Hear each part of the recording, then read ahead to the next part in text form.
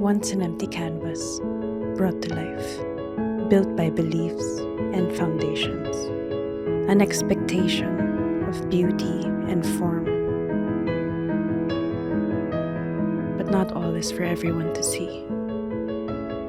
The discipline, the repetition, the strokes, the overflow. In the end, only for him to see. Rhythms of Grace.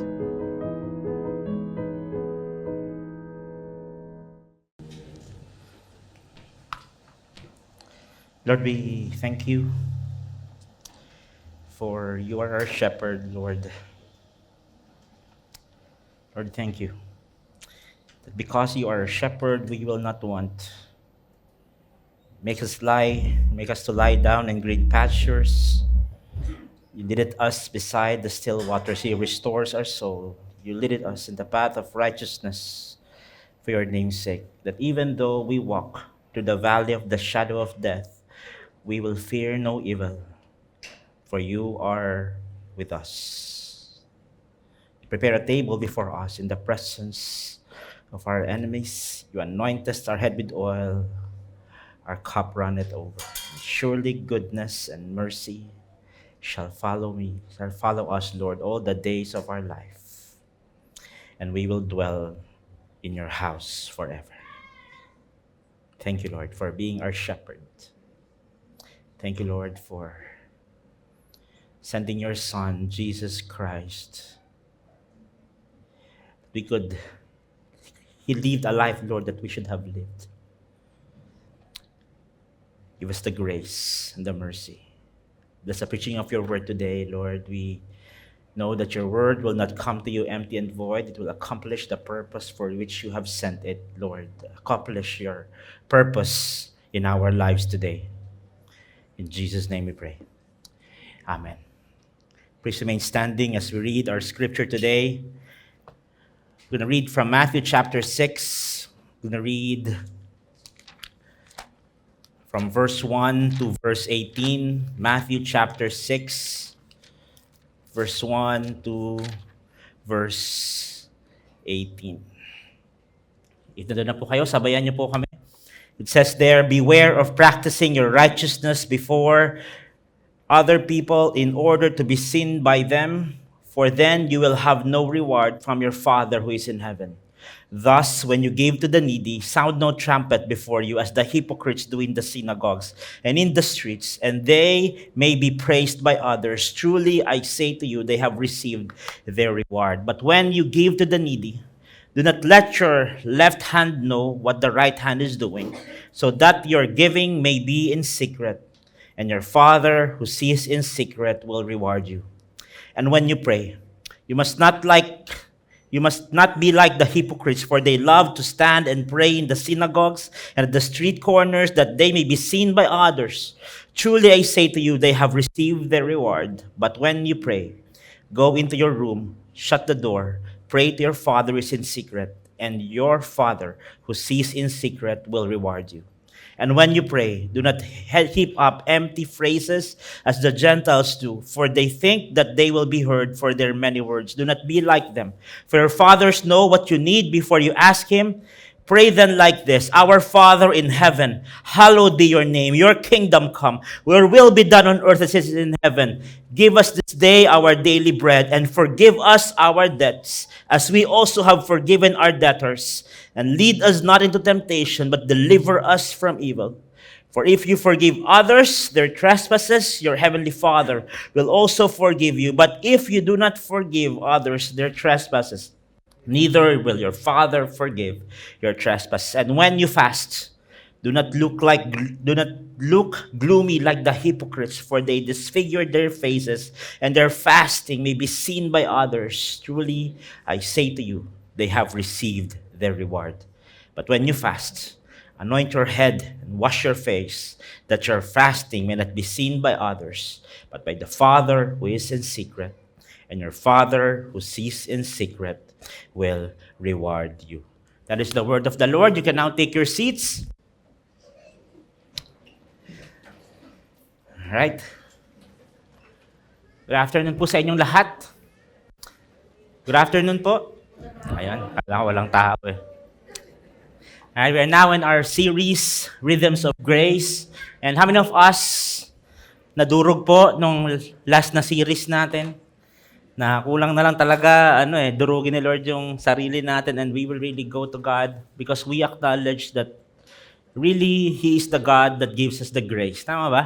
Yung hindi talaga natin kayang gawin, yung mga bagay na pinapagawa ni Lord in our life, if not for His grace.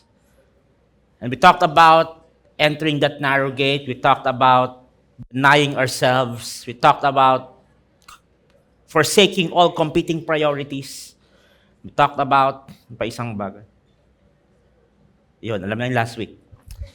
Talk about it. Yun, yan. Thank you, Kuya Rodel. And that season in those four things in our life is very difficult to do. And ito pong series natin today, it's like a hand in a glove. Because in our journey toward that same obedience, in that same direction, and yes, it's difficult to really take up our cross. It's difficult to really deny ourselves, to follow Jesus. And yet, in Matthew chapter 5 to 7, there's a portion of there na pag-uusapan natin yung tatlong bagay. Pag-uusapan natin yung giving, pag-uusapan natin yung praying, pag-uusapan natin yung fasting. And as we look into those things, ito pong title natin na Rhythms of Grace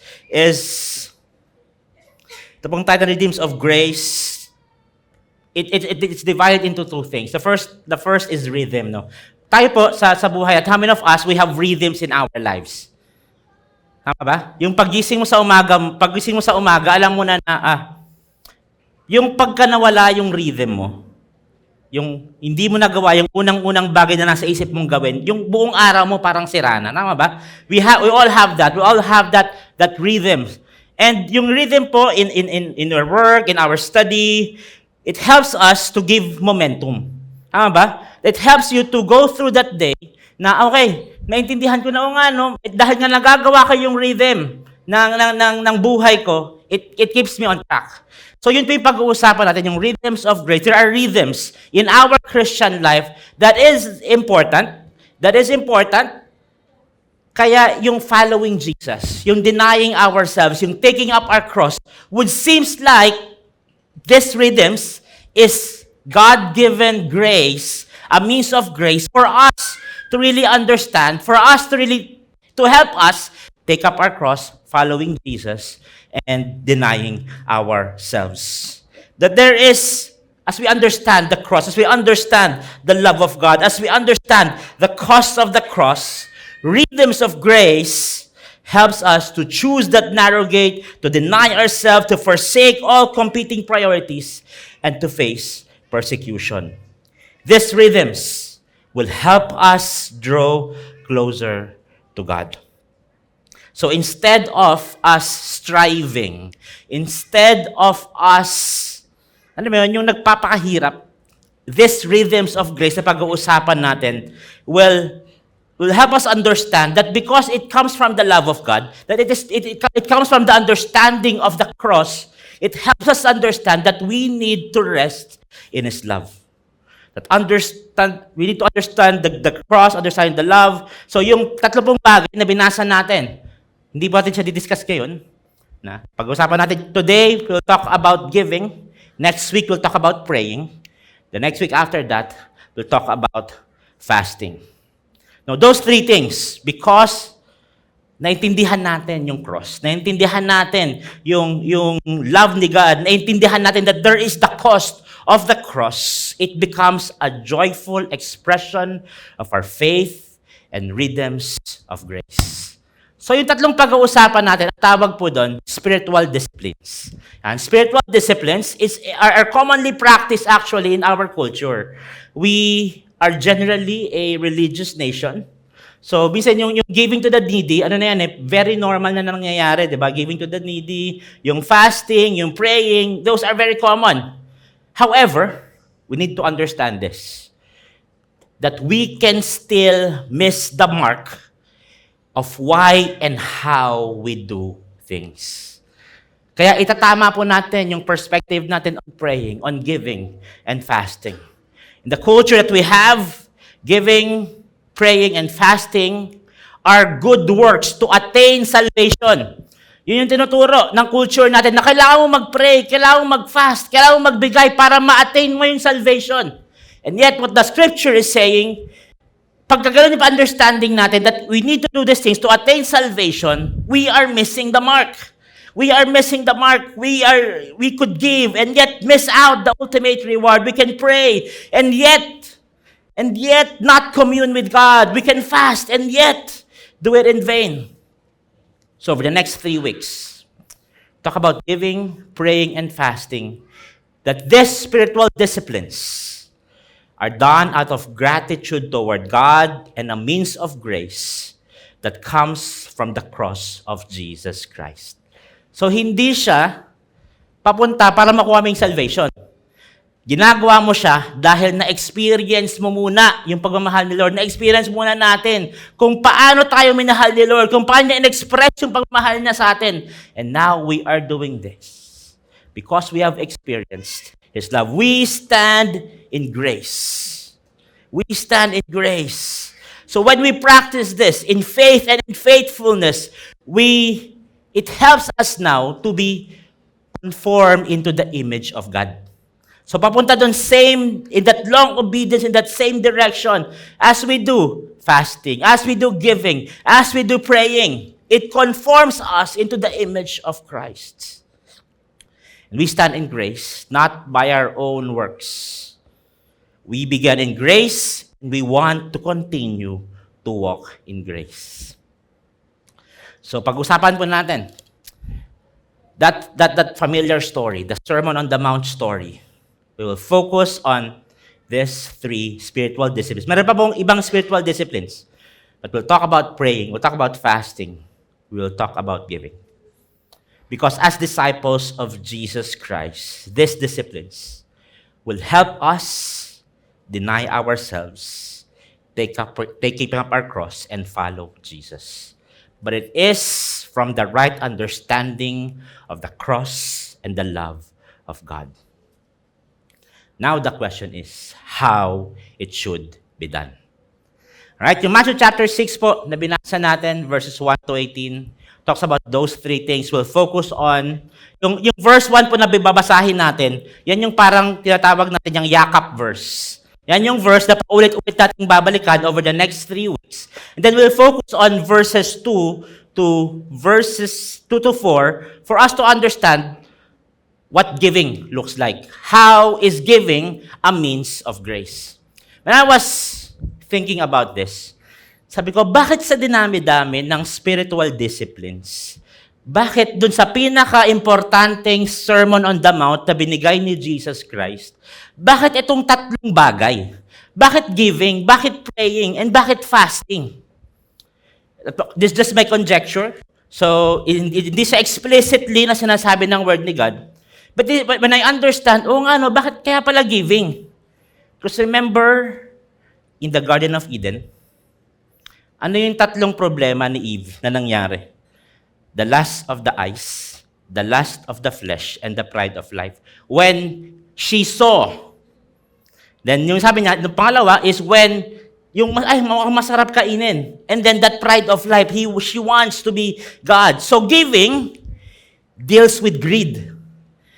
Freedom from the love of money, but give honor to God. So when we give, ang dinideal niya doon, yung lust of the eyes. So when we fast, it deals with the flesh. It deals with freedom. It deals with freedom from worldly dependence, but consecrate oneself to God. So ang dinideal niya doon, yung lust of the flesh. And in praying, it deals with pride. It deals with, pero pag nag-pray tayo, Lord, hindi ko na to kaya, isusuko ko na tong lahat sa'yo to. It deals with pride. It deals with us denying ourselves. So freedom from self-dependence. But pray to depend on God. So praying deals with the pride of life. So now, if we look at the whole context of the scripture, kaya pala giving, kaya pala fasting, kaya pala praying, because in general, yun talaga ang problema natin. Tama ba? Lust of the flesh, lust of the eyes, and the pride of life. And now, as we walk towards the same obedience, the long obedience in that same direction, God is giving us instructions to help us in grace as we stand in grace, to help us with our lust of the flesh, lust of the eyes, and the pride of life. So now, pag tinignan mo, if may ikaw yung tao na problema sa greed, giving. Pag ikaw yung tao, ang problema mo, pornography. Ikaw yung tao na ang problema mo, ma-chicks. Yan. Yan. So, ibig sabihin, ang God is giving us that right form or right instruction of how to fast so that it could help us deny ourselves. And if a problem natin, pride of life, if ang problem natin, yung ayaw talaga natin isuko yung sarili natin kay Lord, praying. We'll talk about it more next week. So these are biblical practices that strengthens our relationship with God. It involves, kaya siya rhythm, it involves frequency and consistency. So giving, fasting, and praying as spiritual disciplines involves frequency and consistency.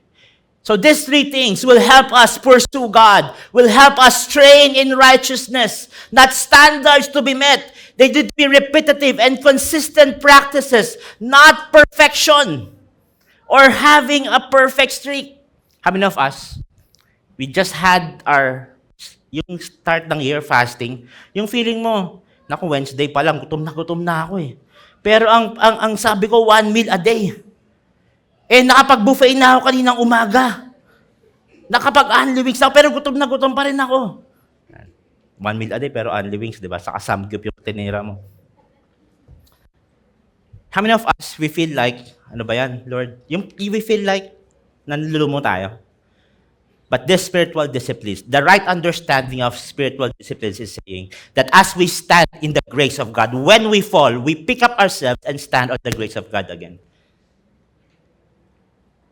In our life, meron tayong mga prayers, na gabi tayo nag-pray yung amen, kinabukasan na ng umaga pagkagising mo. Yes?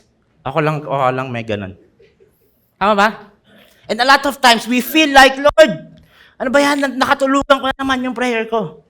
But with the right understanding of praying, we stand in the grace of God, and when we fall, we stand again in the grace of God. It's not a streak that needs to happen. It's not a standard that needs to be met. It means to continually receiving the grace that comes from the cross. Now let's dive in to verse 1. It says there, beware. That first, parang, Kami na fast pag nakakita, beware of dogs. Yung ayaw mo ikaw na takot sa aso. Diba? Ayaw mo talagang lapitan. Ayan. Beware of practicing your righteousness. Now, what does righteousness means? Bakit niya sinabi diyan, beware of practicing your righteousness? We need to go back at chapter 5, verse 20. Ito yung sinabi niya. For I tell you, unless your righteousness exceeds that of the scribes and Pharisees, you will not enter the kingdom of heaven. Medyo mabigat yung binigay ni Lord. Sabi niya, unless na-exceed mo yung righteousness ng scribes and Pharisees. So, tingnan natin, ano ba ang righteousness ng scribe and Pharisees? Yung mga scribe po, yan yung mga nagsusulat ng mga book. Yan yung mga lawmakers nila. So kapag may bagong, for example, may tanak na for example, Book of Jeremiah, yung mga scribe, sila yung mga nagkokopya ng Book of Jeremiah para dumami yung Book of Jeremiah. So ganoon yung ginagawa nila. Yung mga Pharisee naman, these people, if we read the Bible carefully, it is easy to get the impression that the Pharisees were bad. Tama, kasi laging kino-call out ni Jesus and all throughout the New Testament, huwag kayong gumaya sa mga Pharisee na to, laging ganun. But, if we look closely, the Pharisees were a group of people that started at least 100 years before the time of Christ. And the Pharisees are likely began with good intentions. They wanted to help the people follow the law of God. So ito yung mga Pharisee, ang intention nito, matulungan yung mga tao para mag-follow dun sa commandment ni Lord. They were committed to the truth, authority of the Old Testament. So, meaning they help people follow God's law. They also firmly upheld oral traditions in the Bible. There were rules, there were theories, easier to follow than the law. So Pharisees started with good intentions of keeping the law and then honoring God. So ito yung mga nagbabantay dun sa mga tao. They make sure na magfa-follow yung mga tao kay Lord. They sincerely wanted to keep God's law, at least at first. And so they make more rules to make sure God's law wasn't broken. So ganito yun, ginagawa nila. So ito yung, for example, yung 10 Commandments. Ito yung 10 Commandments. So para hindi ma-break ng Israelite yung 10 Commandments, gumawa sila ng about 613 laws. So yung 613 laws na yon, gumawa pa yung mga Pharisee nung panahon ni Christ ng mga 1,500 laws on how to interpret the 613 laws and 10 Commandments. So kung ikaw yung magagawa ng mali, doon pa lang, bago mo pa lang ma-break yung 10 Commandments, dito pa lang, sasabihin na ng Pharisee, you're doing the wrong thing. So, ganun yung ginagawa ng Pharisee. Yun yung problema ng Pharisee. So, they made up laws na hindi naman talaga law, pero it helps us not to break the law of God. The second problem of the Pharisee has to do with their self-righteousness. And it's easy to see how someone could be self-righteous and yet he was doing everything God told him so. Yung mga rules na ginawa nila, about 1,500 rules, they are written with good intentions para hindi nila ma-break yung law ni Lord. So ang nangyari, let me give an example. That example of the Sabbath. We give an example. In Exodus chapter 20, ito yung law ni Lord na binigay ng 10 Commandments. Remember the Sabbath day to keep it holy.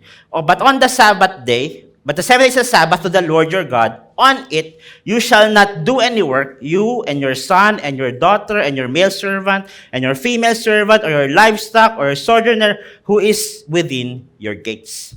So yan yung nasa 10 Commandments. So ang ginawa nung mga Pharisee, para hindi makross ng Israelite yung law of the Sabbath, gumawa sila ng additional 32 laws na bawal gawin para hindi makross, para hindi magkasala yung Sabbath. So bawal magtahi, bawal mag-blow bag, bawal mag-threading. So maraming ginawa. So fielding work, so kinategorize pa nila. So, dahil nga gano'n yung ginawa ng mga Pharisees, etong si Jesus, it highly oppose si Jesus Christ with the view of the Pharisees. Because the Pharisee is after the technicality and Jesus is after the heart. So, good intention. Good intention yung ginawa ng mga Pharisee. But the Pharisees are after the technicality.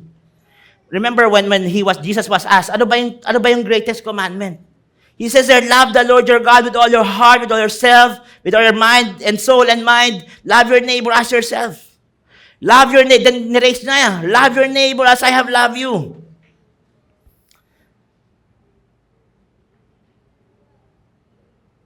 So in order for us to really understand, the Pharisees started with the right intentions.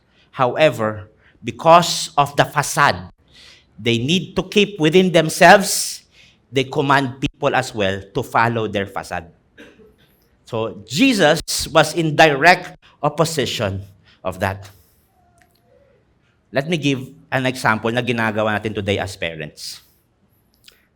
Sino dito yung magulang na sinasabi mo sa anak mo, mag-boyfriend ka na kapag may trabaho ka na? Tama? Yes? Tama, di ba sa Ate Julie? Oh. Yan. Pero hindi mo makikita naman sa scripture na bawal. Hindi explicitly, pero hindi mo yan maririnig sa amin. Sa akin, kay Kuya Rodel. Hindi, pwede ka naman, hindi mo maririnig sa amin yan. Bakit? Because we're thinking of that commandment in 2 Timothy 2:22 to flee from youthful lust. And because yun yung boundary, gagawa tayo ngayon ng rule para hindi matawid. Para hindi ma-break tong rule natin. So we're making that kind of rule. So remember, when Jesus was saying, you exceed, the righteousness exceed that of the scribes and Pharisees. So ibig sabihin, hindi lang yung facade, yung kailangan hindi ma-break, but the heart of the rule as well. But the heart of the rule as well. So in our context, diba yung pagbo-boyfriend and girlfriend yan. So, like itong sinasabi sa mga campus missionaries, to the youth leaders that we have, kunwari may nag-boyfriend and girlfriend, ang unang tanong ko dyan, pinayagan ba yan ng magulang? Kasi pag pinayagan ng magulang, then me as a pastor, nandun na ako sa, okay, how can I help these students to navigate that journey? Hindi ko sinasabihin, oy, estudyante pala kayo, maghiwalay na kayo, ha? Hindi mo maririnig sa amin yun. Because then we are becoming Pharisee. Kasi ang rule lang naman, flee from youthful lust. Now we're making that another rule na para hindi makross, which is bawal mag-girlfriend. Kasi nga, youthful lust yun eh. Pero pag pinayagan ng magulang, then we have them navigate. So yung mga campus po na nagkakaroon ng boyfriend-girlfriend, ito lagi kong tinatanong sa kanila. Nagpuyat ka ba gabi? Kasi pagka na-in love, laging puyat. Pagka okay ang relationship, puyat sa kilig. Kapag hindi okay sa relationship, puyat naman sa iyak. Yan. So dahil kung tinatanong yan, yung mga Our Every Nation campus na may girlfriend ba yun? Or napuyat ka ba kagabi? Yan. Yung biruan. Alam na nila ibig sabihin nun. It gives now me that parang, okay, if you need help, the church, the spiritual family is here for you to navigate it. So that hindi nyo makross, which is the commandment of fleeing the youthful lust. Get my point? So ngayon, at some point, naging Pharisee tayo. Na we are after the facade, that we are after the rule itself, without understanding the heart. Bakit ba sinabi ni Jesus Christ? So our focus should be the condition of the heart rather than religious practices. That our righteousness should reflect our relationship with God, not a checklist. Not a checklist of religious duties. That our righteousness is not self-generated, but it is a result of the love of God in us. That means righteousness beyond legalism and to seek a deeper relationship with God and a transformed heart. Malinaw po ba? Now, let's go to the preaching. Introduction ko lang po yun. Verse 1, beware of practicing your righteousness before other people in order to be seen by them, for you will have no reward from your Father who is in heaven. So yung binasa po natin from verse 2 up until verse 14, it talks about praying, it talks about fasting, it talks about giving. Those three things. The intention was to worship God. It is never displayed as self-righteousness or to gain admiration to others. Makikita mo yan yung contrast paulit-ulit. Secret, paulit-ulit makikita yung word na yun. Righteousness, paulit-ulit yung makikita. So Jesus is addressing the cultivation of an image of righteousness. Yung may righteousness, pero may pinapangalagaan kang image of that righteousness. So yun yung ina-address ni Lord. However, it does not contradict Matthew chapter 5, which says there, you are the light of the world. It's not a contradiction. Because those three things, fasting, prayer, and giving, there is a personal aspect to it, and there is a communal aspect to it. Yan. So, alam ka namang hindi tayo di ba, isipin mo, dumaan yung sacrificial giving na envelope, di ba? Uy, in secret daw, mamaya na lang ako magbibigay. So, it gives the wrong application. So, itong pag-uusapan natin, it's about personal. Our personal journey. Based on Scripture, an outflow of our relationship with God and our response to God's love. Because Christians are to be seen doing good works. Let me just make it clear. That's why it doesn't contradict Matthew chapter 5, verse 16. Because we are to be seen doing good works. We must not do good works simply to be seen. So the right heart, the right practice, true reward. So just look at that comparison of the right heart versus pleasing man. The right practice versus hypocrisy. Reward from God versus applause of men. That God cares about how we do good works and with what motive we do them. Now let's jump in. Verse 2. Thus, what's the next word? When you give. When you give. So that means doing spiritual disciplines such as giving, praying, and fasting is not a matter of if, it is a matter of when. So us, disciples of Jesus Christ, giving is expected from us.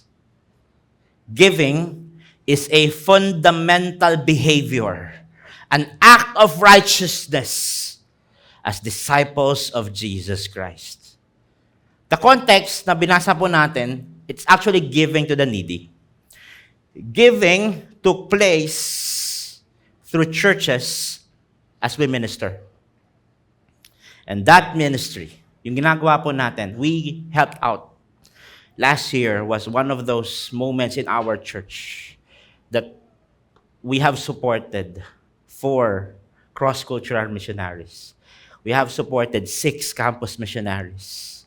We helped out churches in their building funds, in their building campaigns.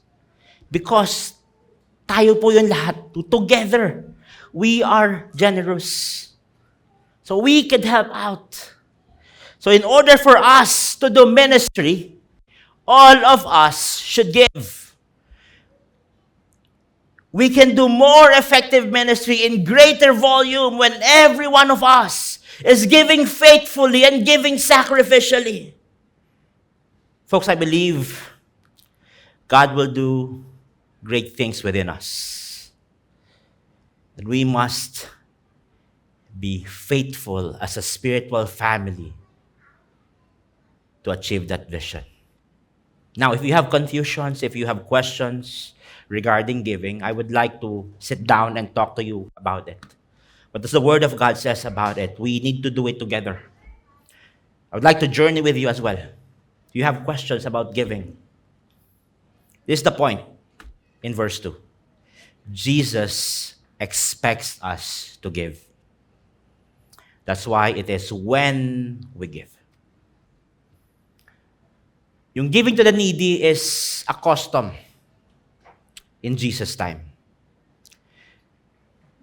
Because in the Jewish mind, when you give alms to the needy, that is considered as a righteous deed.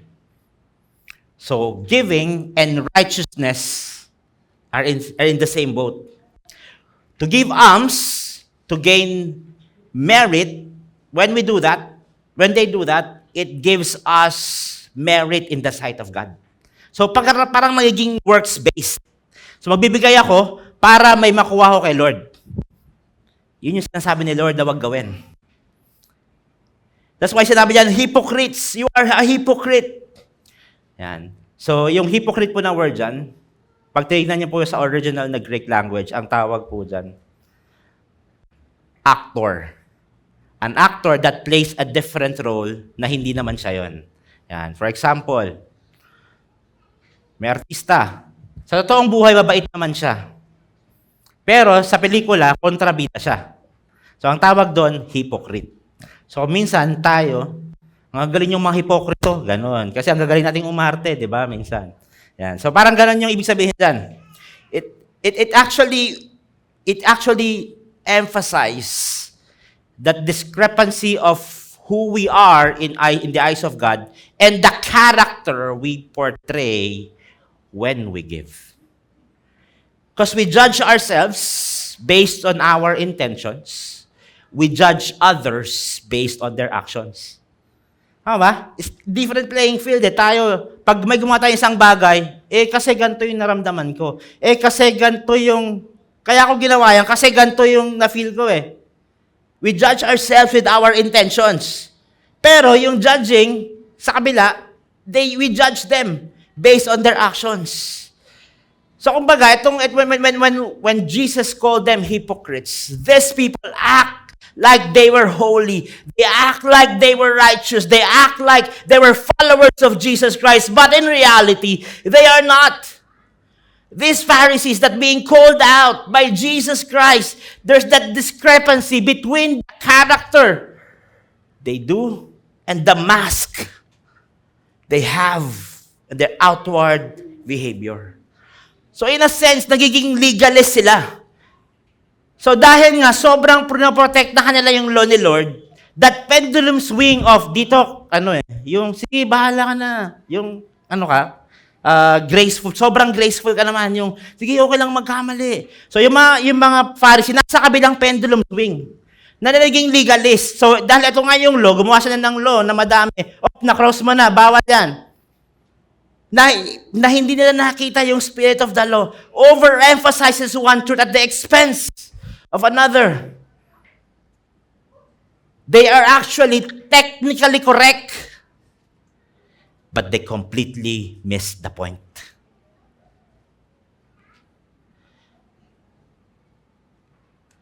And that phrase, the last phrase says there, truly I say to you, they have received their reward. Jesus tells us, the one who gives, so he can hear the applause of others, that he should enjoy the applause, because that will be all the reward that he will receive. And if you look at Matthew chapter 5 to Matthew chapter 7, may kita mo doon yung reward in heaven. The one who did it with the right motive will receive a reward in heaven. That word reward was one of those commercial in the Greek word that was used as a technical business commercial word, receiving full payment. So folks, when we give, let God be present and you will have enough of an audience. That personal spiritual discipline that we do in giving. Here's the challenge to each and every one of us. Let God be the audience. Let God be the audience.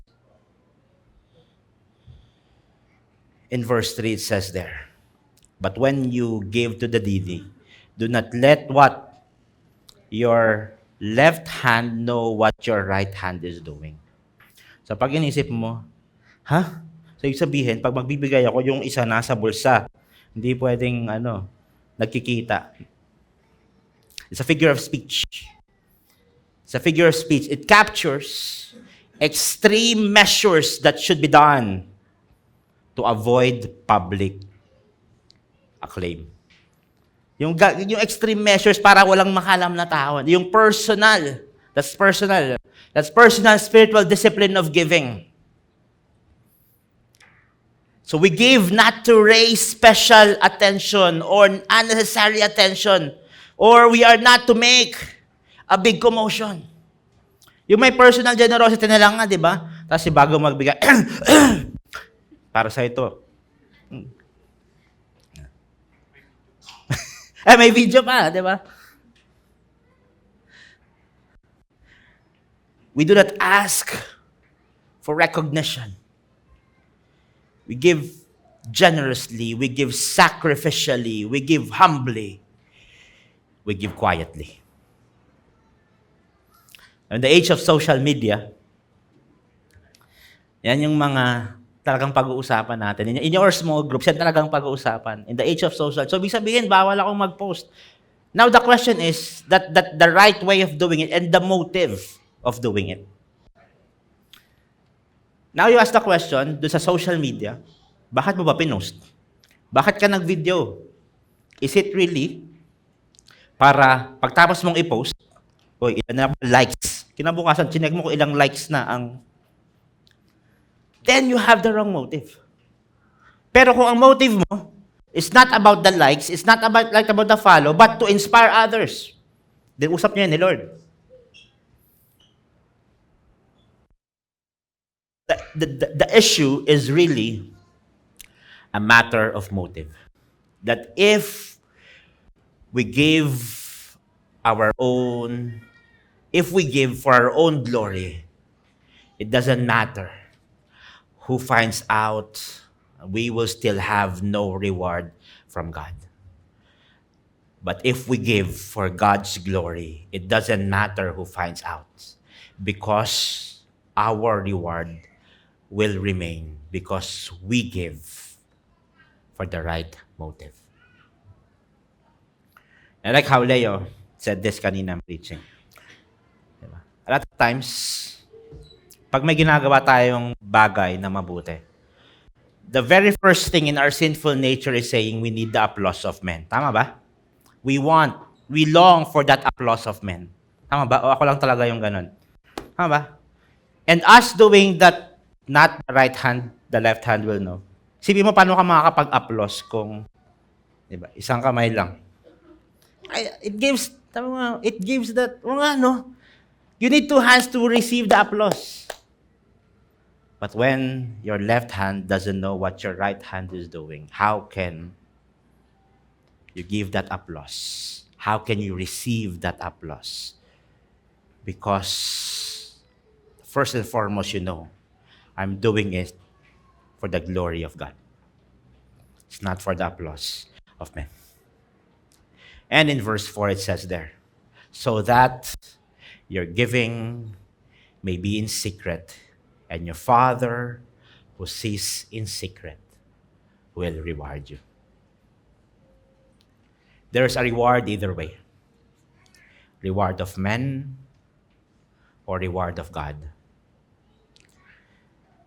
Folks, God's reward is a lot more sweeter, a lot more richer, a lot more deeper, long-lasting, satisfying, a lot more fulfilling, a lot more valuable than the rewards of men. The praises of men, the plaques, the likes, the follow, all of things will come to pass.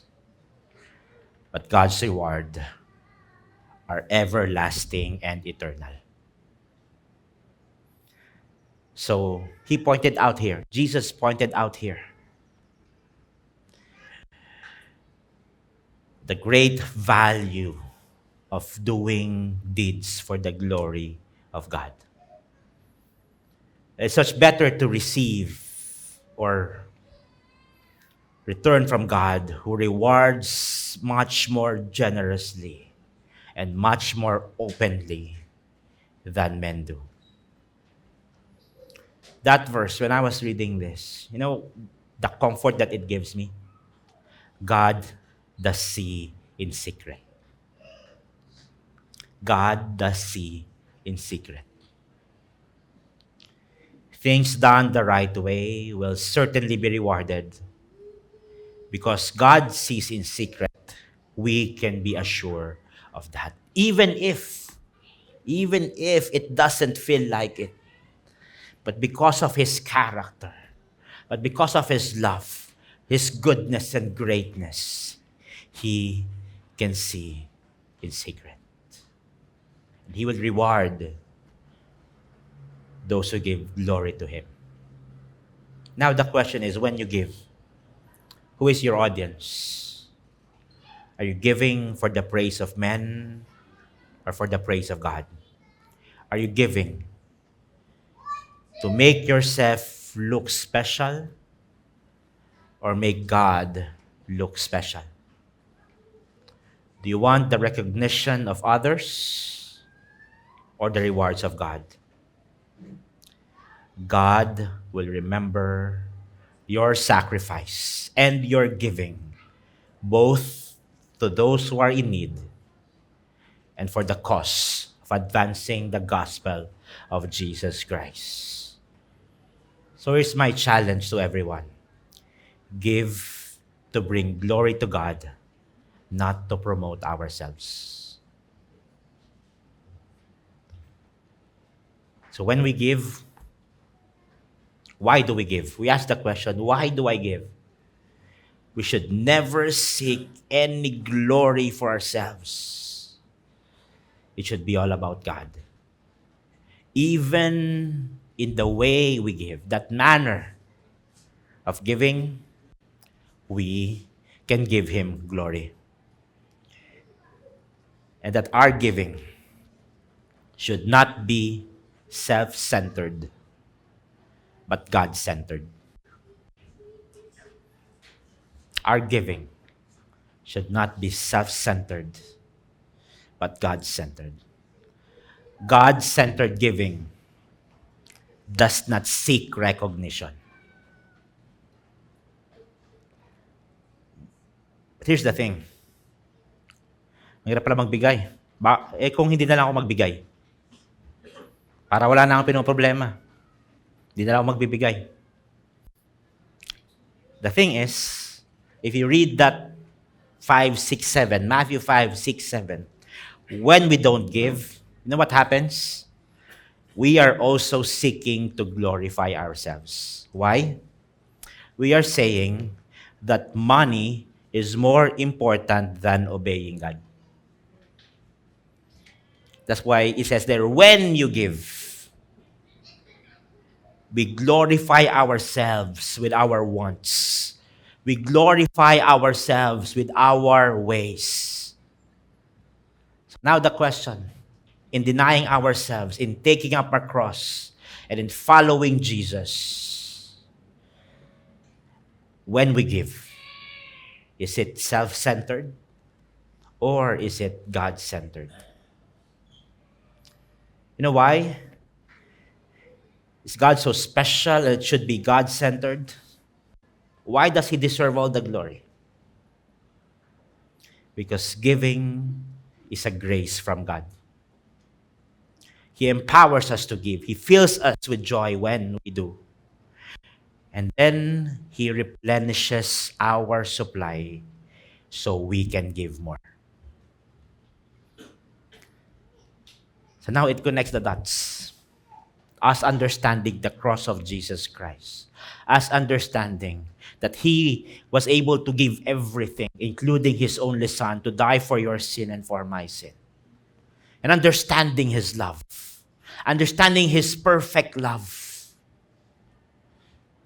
Understanding that as we experience the cross, and as we experience following Jesus, there's that cost of denying ourselves. There's that cost of following Jesus. There's that cost.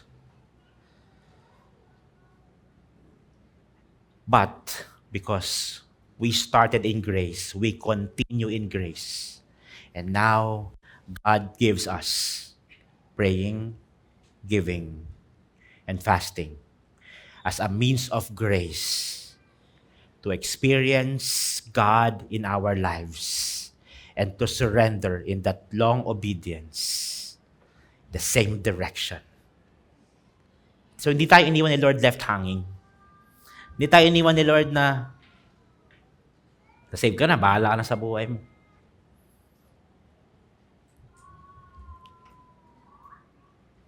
He gave us spiritual disciplines so we can experience more the grace of God. In generosity, in giving. Pag naintindihan po natin talaga yung ginawa ni Lord sa mga buhay natin, pag naintindihan talaga natin yung ginawa ni Lord on that cross 2,000 years ago, if naintindihan talaga natin yung pagmamahal ni Lord sa atin, and naintindihan natin na lahat naman yan galing sa Kanya, then we could practice the spiritual discipline of giving so we can experience more the grace of God in your life. Now, do you have that rhythm of grace in your giving? So we stand, we're going to pray.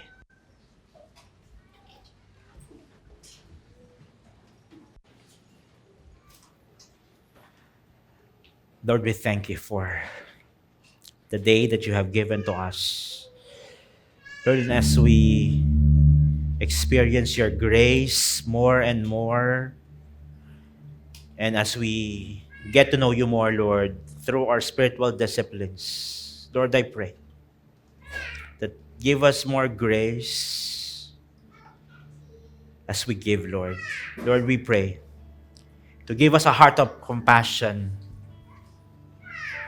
to those who are in need. Lord, we pray that our motivation in giving would be to extend your grace and experience you more in our lives.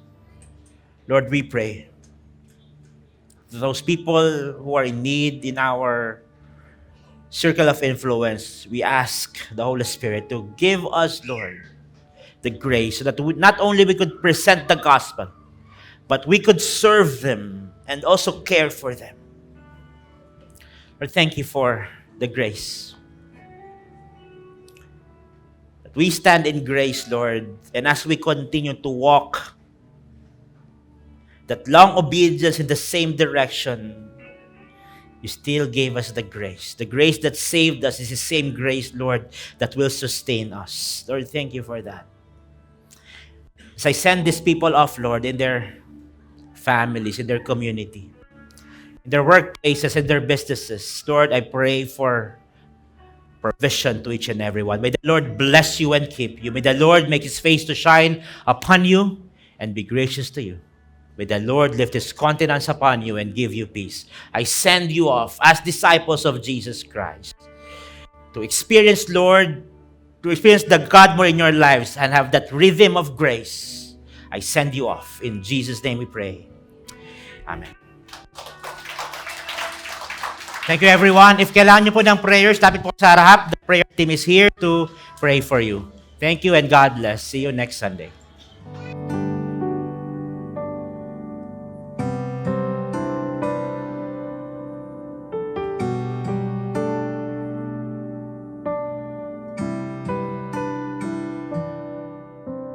Kaya ko bang ibigay ang lahat kung sa sarili hindi na sapat?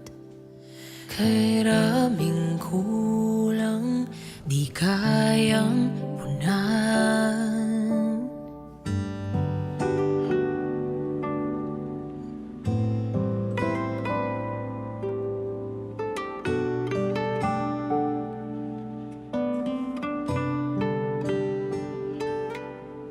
Laging sinusubok ang pusong pagal, ngunit umahapaw yung pagmamahal.